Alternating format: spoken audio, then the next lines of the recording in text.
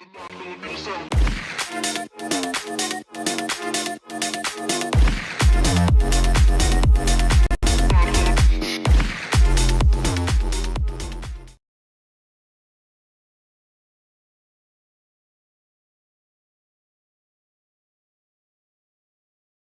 here. Booyah. Let's go here. Good morning, friends. Welcome back, YouTube, to another update. We got sound? Yeah, we do. Sweet. Sweet. All right. Wow. Kind of weird today, huh?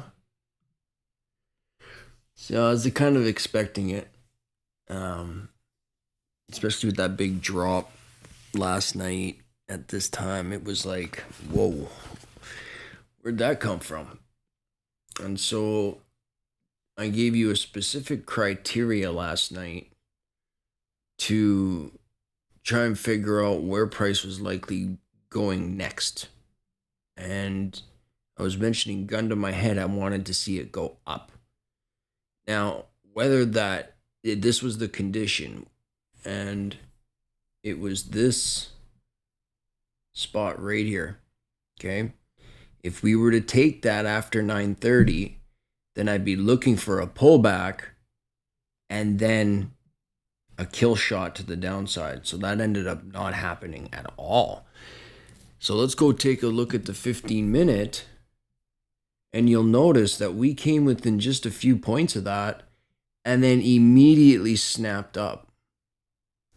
Now, trying to use that as an order block, really lame. Okay, so I'll give you the magic touch here.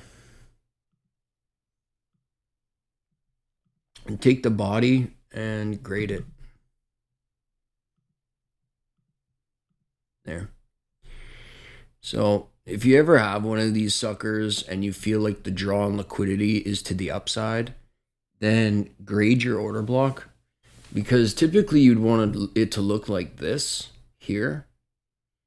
So, that would be one of the lines in the sand, at least for me, to want to take a position. Last night's update was mentioning this is where I'd like to see price return to. And that was if we kept that low. So that's that low from Asia session. So we came within just a few points of that and then ripped back to the upside. Made our order block here. It dug really deep. Like, it just about canceled the buy program. And then look at that delivery right there. Wow. Beautiful. Shift structure. Leaves a fair value gap. Makes equal highs. Not a bearish engulfing candle, but this is that orange box that I said have drawn throughout the week. It's likely to be very influential. And wow, look at where we ended up. So we snapped to and through it, come back down, and like looking really, like you can see how price doesn't want to hang around in this orange box. Like, it's either gonna flip it or resist it. So in this case, it continues the uptrend with a fair value gap, another order block right here, and then sends it right to the new day opening gap.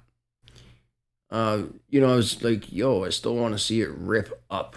Like, I want to see it just send into people's stops. So it's left equal highs in here, and the liquidity is building up so nice, especially with that drop here. And also here, it looked like it was really bearish, and it's designed to do that. So all my private students were aware of where I thought the price was going, and it definitely went there. It took its sweet butt time, though. It's not like it was. We want to get in these runs where it's low resistance to the point. You can see how it's kind of like, I might go back up. So one thing to note is that we're also inside that old week opening gap. So this is the high, upper quadrant, consequent encroachment, lower quadrant, and the low. So we're still just battling this thing, balancing it, and we're just waiting for it to want to get its arse going. So it could go up or it could go down. Gun to my head again, still, I would like to see Friday blast. I really would. I would like to see tomorrow, this candle here, tomorrow, New York session, I would like to see us making our way up into this target here. That's just gun to my head. You have to understand, if it goes up, it was just basically a lucky guess. Because with this big, a giant double bottom here, we could come down and unseat these guys because they'll be like, oh, I guess we're breaking resistance, blah, blah, blah. If it's still in seek and destroy, which it clearly is, right? It's not willing to run yet. Welcome to December. It could literally go down. We could go revisit the discount easily, and we can go and see this double bottom down here if that was the case. And what would that do? Well, that would set up January. January, we could make a shy or very polite low and then start working our way up into buy side liquidity. I mean, the Dow's making consistent new highs. Like, it just keeps going. And so the ES and excuse me, ES and NASDAQ are not making new highs. At least I haven't seen ES, but I'm just assuming. So there's some catching up to do. NASDAQ's got some catching up to do. So, I'm assuming soon, eventually in the next couple of months here, we're going to start really having fun. The fun that I thought we were going to have in October, I think, was pushed till like later January, early Feb, which would be, I would feel really on side if that happened. The last few months of the algorithmic year is the beginning of the calendar year. So if there's more distribution to do, it will use that first quarter to do just that and rip up to all new highs, like you see silver and the Dow doing. So with that in mind, again, it could go up, it could go down. Okay, we have equal lows and equal highs. I think that it's going to want to travel up. That's what I would like to see. Just going back into that weekly chart too, that's a good idea. Last night we were way down here, right? And this was a big giant down close candle. So just going to clean this up a bit. I was mentioning, keep an eye on that 50% of this bearish order block here, and that's exactly where we found a top today. So basically took the whole range here, and that was pretty funny. And then it fell back down, so that's kind of even funnier. If we're going to go up, this is where I'd like to see us top out. Okay, so we're just, if I'm not mistaken, just shy of taking that. And keep that on.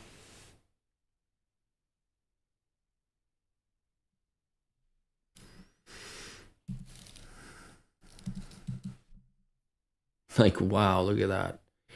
This could be one of those things where we'll revisit the wick, or that was just the most nastiest stop hunt ever, and we closed right back above. So it's kind of like sketchy because you did close above, but also made a big gap to the downside. So this will be another point here, and that'll be this candle's close. Actually, I'm gonna paint this purple. So this shaded area here is going to coincide with that fib tool I just put on in the smaller time frames. See that? So you can see the difference between the two fibs. That would be the start there. And then this one here is the old week opening gap.